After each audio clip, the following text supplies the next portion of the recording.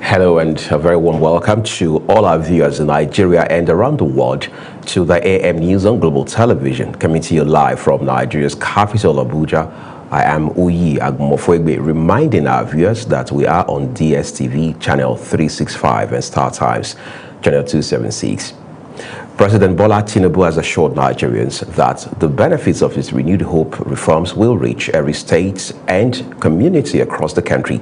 Speaking at the close of the second National Economic Council Conference in Abuja, Tinubu urged governors and key stakeholders to move beyond dialogue and deliver measurable gains in jobs, infrastructure, food security, fiscal discipline, and social protection.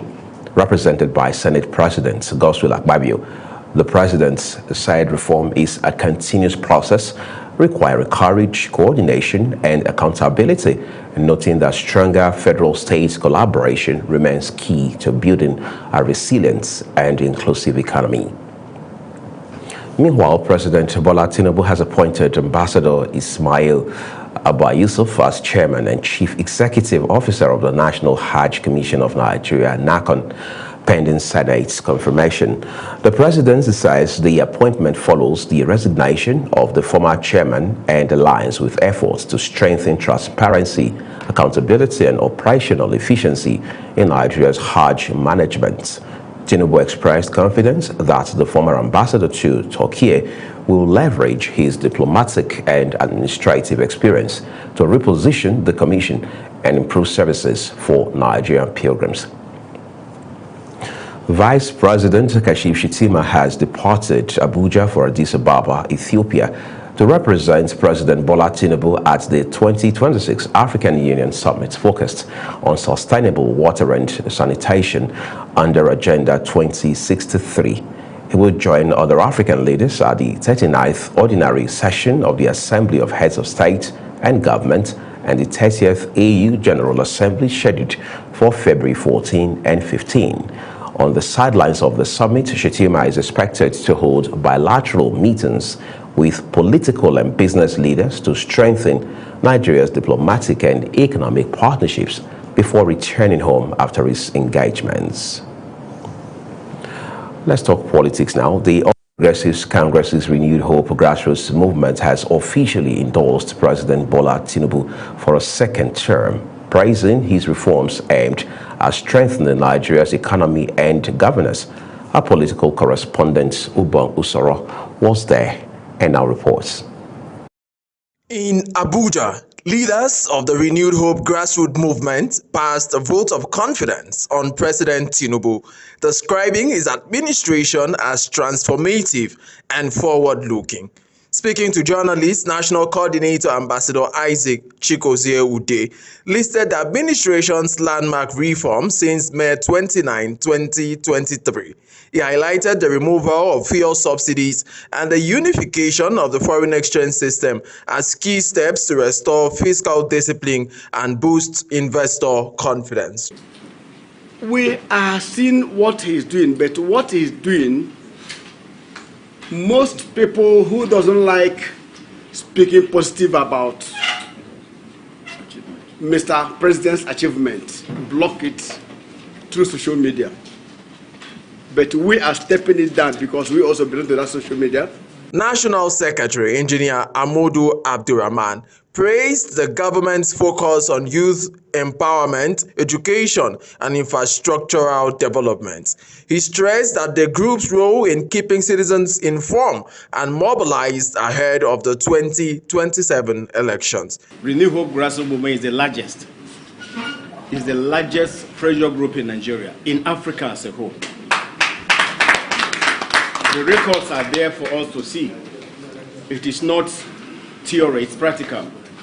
And therefore, we are doing everything possible to ensure that we have a block vote for Mr. President, inshallah, who come 2027.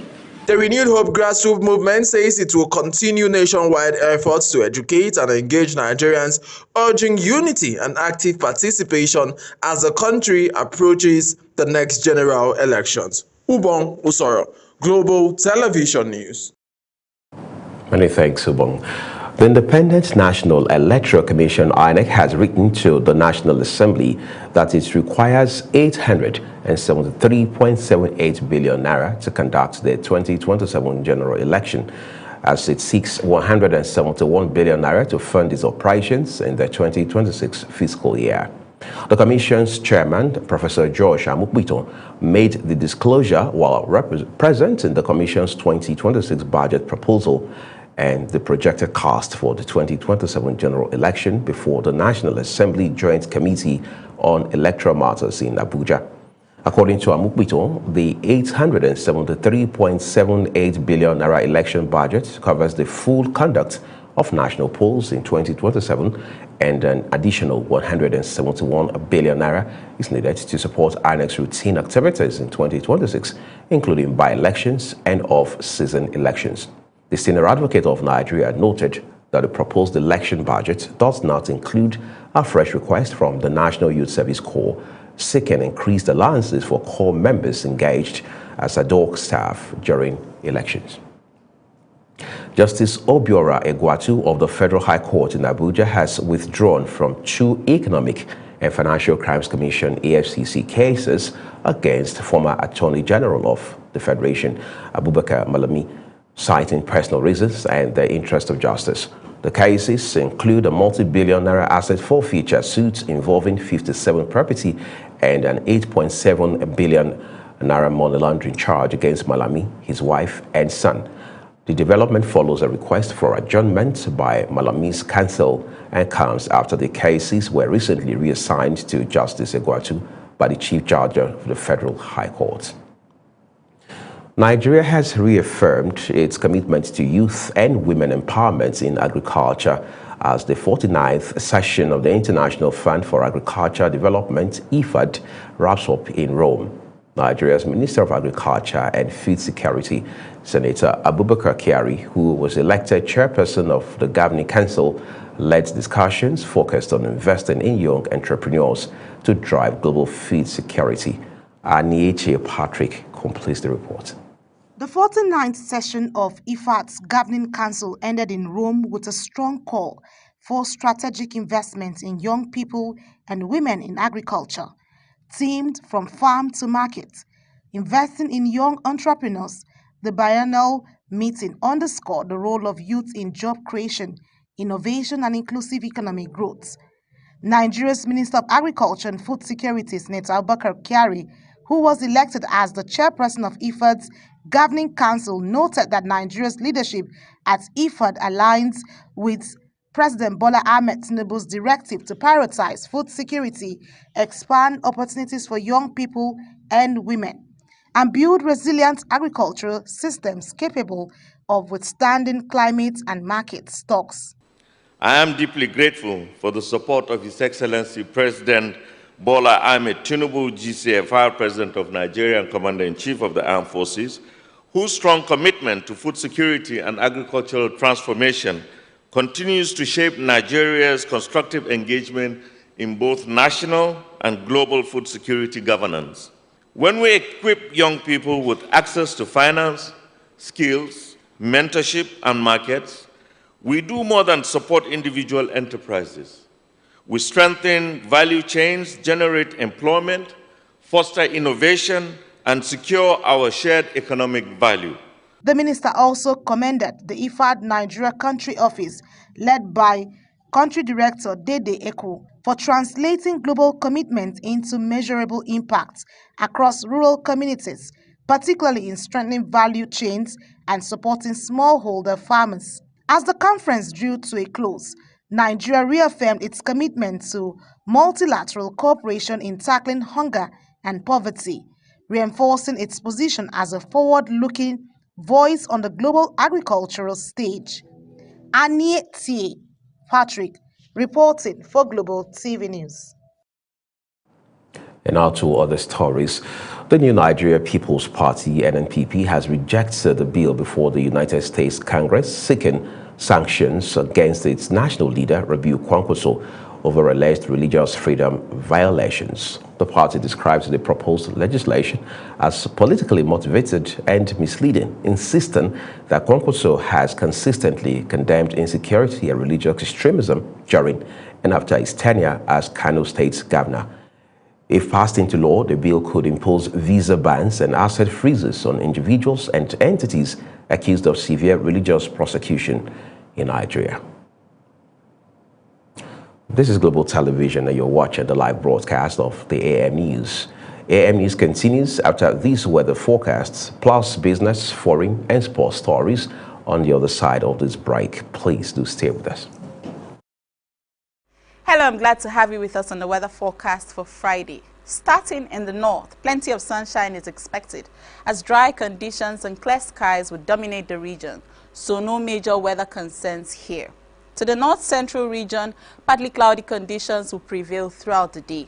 But it's a different story as we head down south, as cloudy conditions will prevail in the coastal parts of the country as well as the inland cities, with possibilities of morning thunderstorms in parts of Lagos, Edo Delta, Bayelsa Rivers, and Cross Rivers states. Going into the afternoon and evening hours of Friday, the storms are expected to spread to include the inland cities, talking about the southwest and parts of the southeastern states. Now let's talk temperatures. Temperatures are quite high, particularly in the north and in the north central. So remember to remain well hydrated and limit prolonged exposure in sunlight. I am Theodora Itum. Thank you for watching.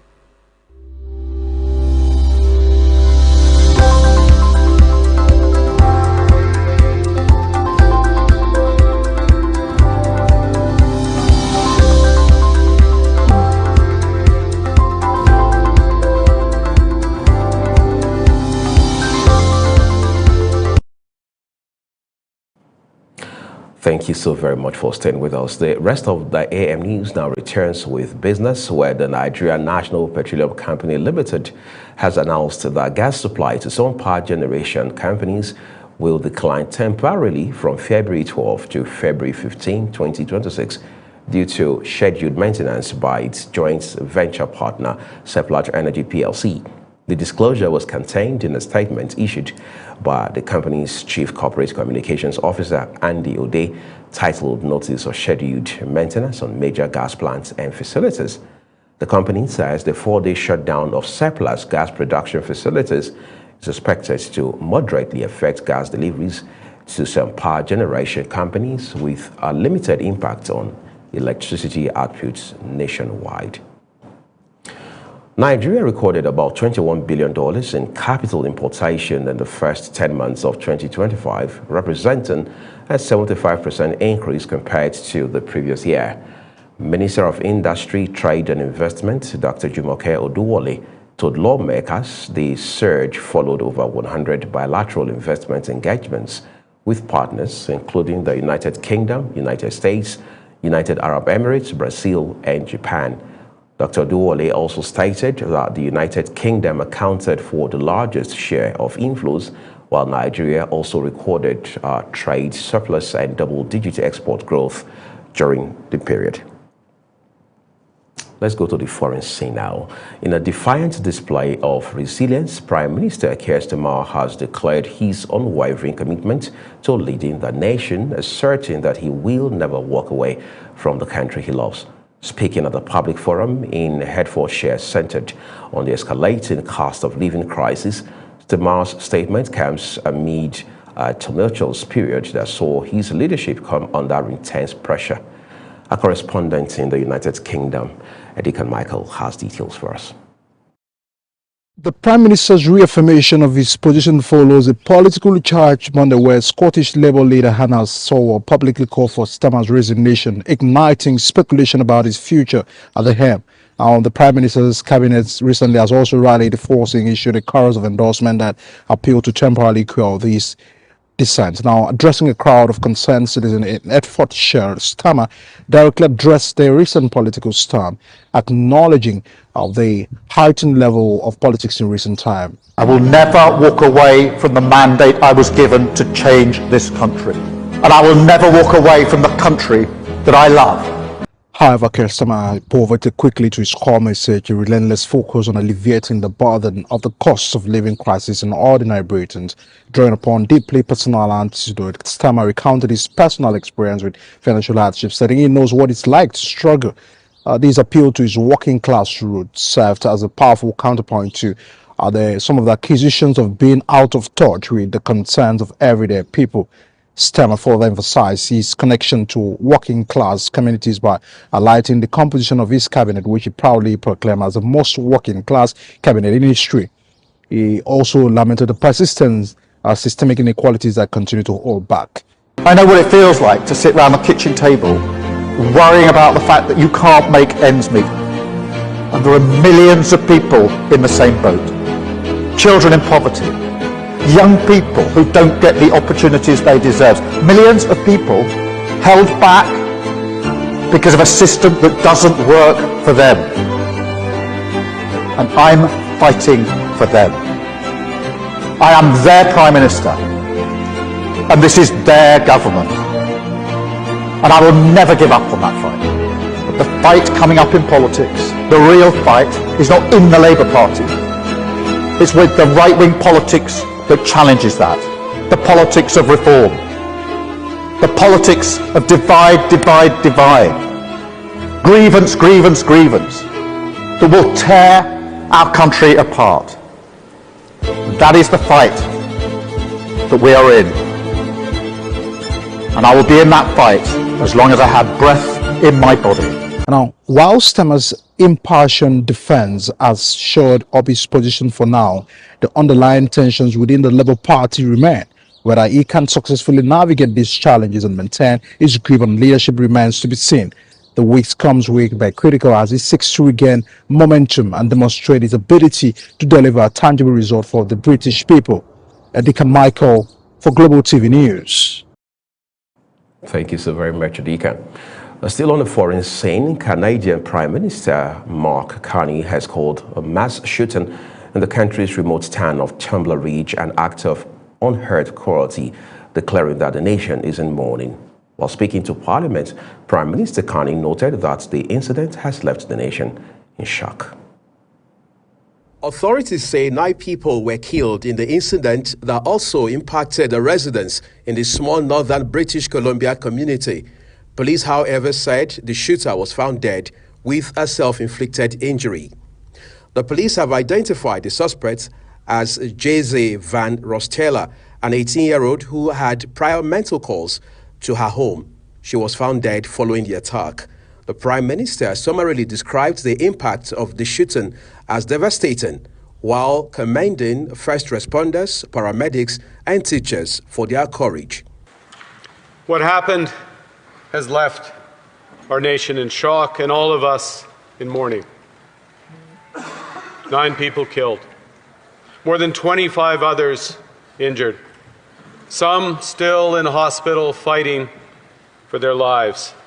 I want to express my profound gratitude to the first responders, the RCMP officers who entered immediately that school, not knowing what awaited them, to the paramedics and medical staff at the Tumbler Ridge Health Center, to the teachers and the school staff who acted with extraordinary courage to protect the children in their care.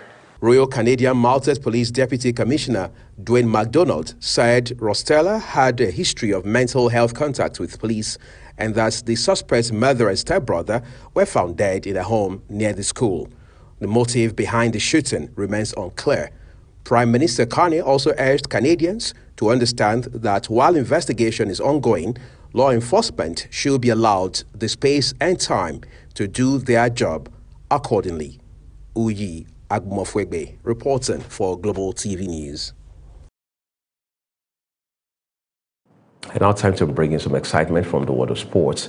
The Confederation of African Football, CAF, has begun stadium and infrastructure inspections in Tanzania, Uganda, and Kenya ahead of the 2027 Africa Cup of Nations. Technical experts are assessing pitch quality, safety, security, and training facilities as part of preparations for the first ever 3-nation hosting of the tournament.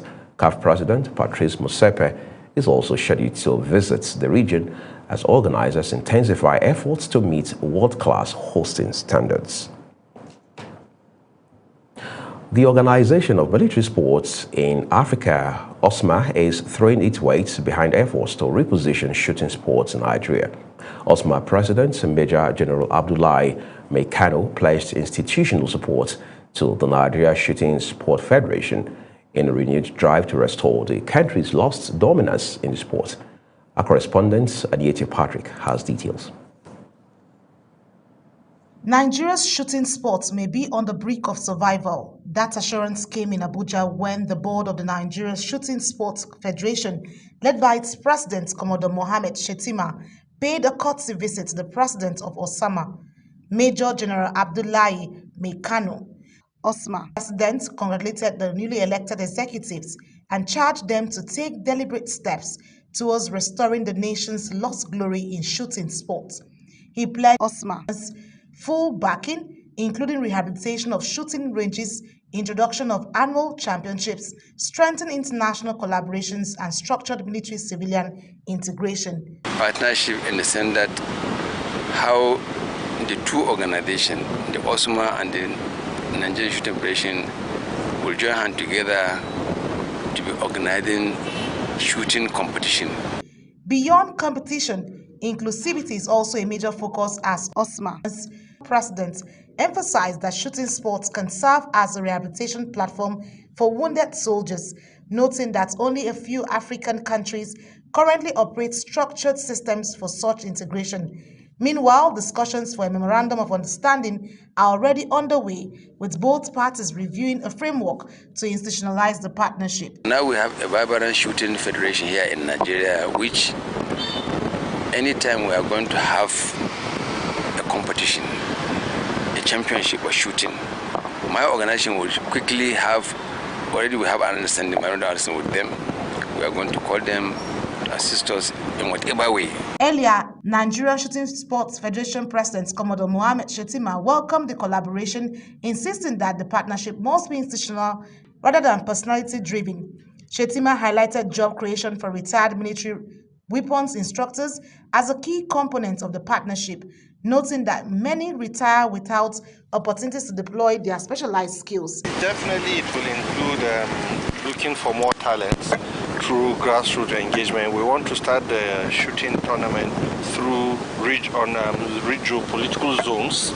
By the time we harness them from the geopolitical zones, we escalate it to the national level, then to the international level. With the proposed MOA nearing completion, stakeholders say the collaboration could mark a major turning point, opening new pathways for athletes' development, rehabilitation initiatives, and stronger global representation for Nigeria in shooting sports. Adiete Patrick reported for Global TV News.